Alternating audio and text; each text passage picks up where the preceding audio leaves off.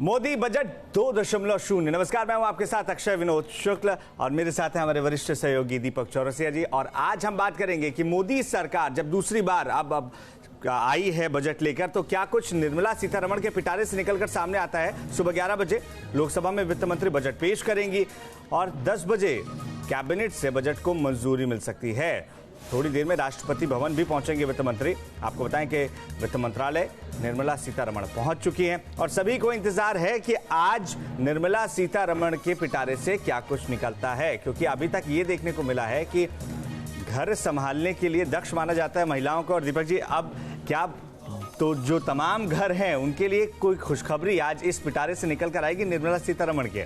अच्छा, ये बात हमको साफ समझनी चाहिए कि घर का बजट जितनी अच्छी एक महिला बनाती है उतना शायद पुरुष नहीं बना पाता। और देश के बजट की अगर बात की जाए तो हमको उनसे पूरी उम्मीद होना चाहिए कि जिस तरह से एक महिला देश का बहुत अच्छा बजट दे पाएगी, क्योंकि वो घर का अच्छा बजट बना पाती है सिर्फ इसीलिए। और इसीलिए मुझे बहुत उम्मीदें हैं निर्मला सीतारमण से इस बजट में कि वो कुछ आउट ऑफ द बॉक्स देने जा रही हैं लोगों को। बिल्कुल, और जैसा देखा था 2014 में जब पहली बार एनडीए की सरकार बनी थी, उस कार्यकाल के दरमियान टैक्स में बदलाव देखने को मिला था। लेकिन अब 5 साल से इंतजार जारी है। टैक्स में क्या बदलाव होगा, इस पर सबकी निगाहें होंगी और नौकरी पेशा लोग खास तौर से इस राहत की उम्मीद है, इस उम्मीद में बैठे हुए हैं कि हाँ, टैक्स स्लैब में बदलाव हो सकता है और उन्हें थोड़ी राहत जरूर मिल सकती है। जी हाँ, और अगर आप पिछले अंतरिम बजट की बात करें तो 5 लाख तक की जिनकी इनकम थी उनको रिबेट जरूर दी गई थी। टैक्स के अंदर 5% के दायरे में उनको रखा गया था। लेकिन 5 लाख से जिनकी भी आमदनी 1 रुपए भी ज्यादा है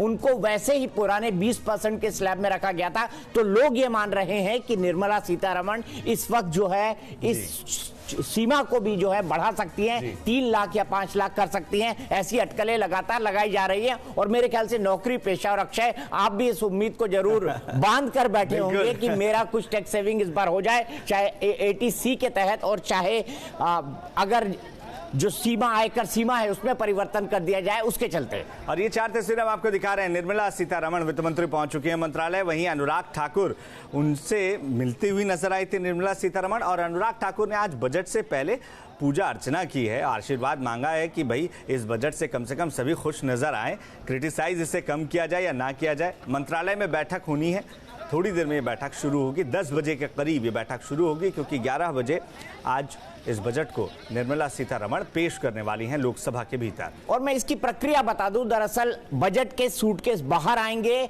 राष्ट्रपति से मुलाकात होगी वित्त मंत्री निर्मला सीतारमण की, और इसके साथ ही बजट को 10 बजे कैबिनेट के अंदर पेश किया जाएगा। सबसे पहले कैबिनेट बजट की संस्तुति करता है और उस बजट की संस्तुति हो जाने के बाद कि भाई बजट पूरा आ गया है, बजट पूरा बन गया है, कैबिनेट ने इस पर मोहर लगा दी है, और इसी के बाद इस बजट को लोकसभा के अंदर बजट भाषण के रूप में पढ़ेंगी निर्मला सीतारमण, और तब देश के सामने पूरा का पूरा बजट होगा। और अक्षय, हमको इस बात को ध्यान देने की बड़ी साफ जरूरत है कि जिस तरह से इकोनॉमिक लिबरलाइजेशन के बाद, आर्थिक उदारीकरण के बाद पहला बजट मनमोहन सिंह ने पेश किया था, जिस पर सबकी निगाहें लगी हुई थी कि भारत में आर्थिक उदारीकरण का रोड मैप क्या होगा। मैं 1991-92 की बात कर रहा हूं। ठीक उसी तरह का बजट मैं इसको मानता हूं, इसलिए इस बजट को लैंडमार्क कहा जा सकता है, क्योंकि 2025 तक $5 ट्रिलियन की इकोनॉमी भारत का बनाने का लक्ष्य रखा गया है। तो मेरे ख्याल से अगर एक बड़ा पेड़ लगाना होता है तो हमको बीज आज से डालने होते हैं, तो बीज आज से ही डालने पड़ेंगे वित्त मंत्री निर्मला सीतारमण और उनकी पूरी की पूरी फाइनेंस मिनिस्ट्री की टीम को। यह टीम मोदी की टीम है जो मोदी 2.0 में काम कर रही है, और मुझे लगता है आज ये इंडिकेशन हो जाएगा कि किन किन सेक्टर्स को प्रोत्साहन देकर वित्त मंत्री एक्सीलरेट करना चाहती है, ग्रोथ को भी, और साथ ही साथ भारत की अर्थव्यवस्था को बड़ा बनाना चाहती है। और ईज ऑफ डूइंग बिजनेस की दिशा में क्या कुछ कदम उठाए जाते हैं, ये देखने वाली बात होगी। साथ ही साथ एक मां जिस तरीके से बच्चों की सेहत को लेकर फिक्रमंद होती है, आज देखना यह है कि वित्त मंत्री के तौर पर निर्मला सीतारमण देश में हेल्थ बजट में क्या कुछ ऐलान करती हैं, शिक्षा बजट में कितना बदलाव होता है, क्योंकि ये वो पहलू हैं जिस पर सवाल उठते रहे हैं। और एक आपको रिपोर्ट दिखाते हैं, क्योंकि थोड़ी देर पहले वित्त मंत्री निर्मला सीतारमण वित्त मंत्रालय पहुंची हैं और मौके से हमारे सहयोगी सैयद आमिर हुसैन ने इसका जायजा लिया।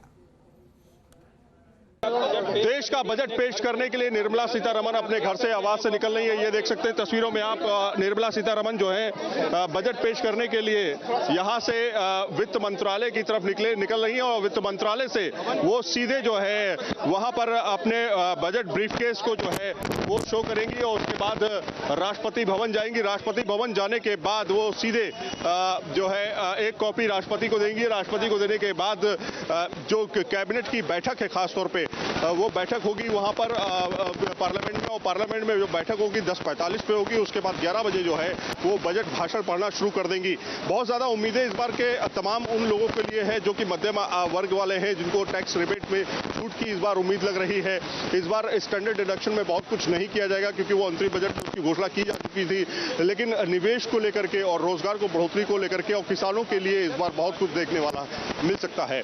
विकास राय के साथ सईद आमिर हुसैन, न्यूज़ नेशन, दिल्ली।